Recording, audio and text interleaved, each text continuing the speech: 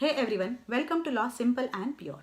Now you know the difference between void contract and voidable contract, right? So void contract becomes void by the law and voidable means which can be avoided by a party who is not at fault.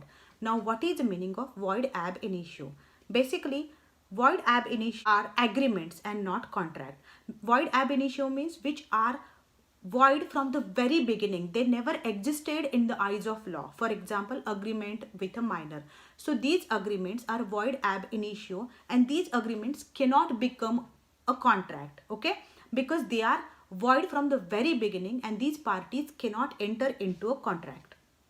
Certain contracts are void ab initio. For example, a contract between A and B. B is a minor.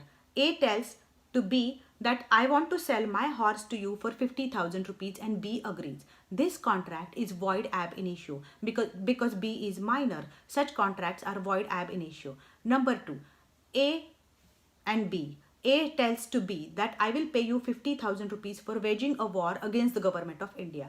This agreement is void ab initio and it cannot be called as a contract at all.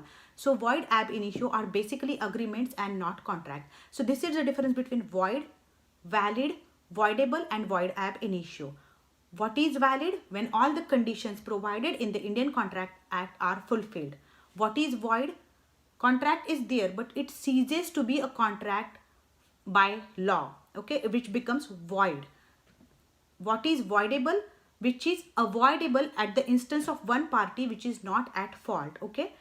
And what is void ab initio? Void ab initio agreements are the agreements which never existed in the eyes of law, okay, which are banned by law and they do not enter, they do not become a contract at all. So this is the difference between valid, void, voidable and void ab initio. That's it for the stay tuned till my next lecture. Goodbye and good luck.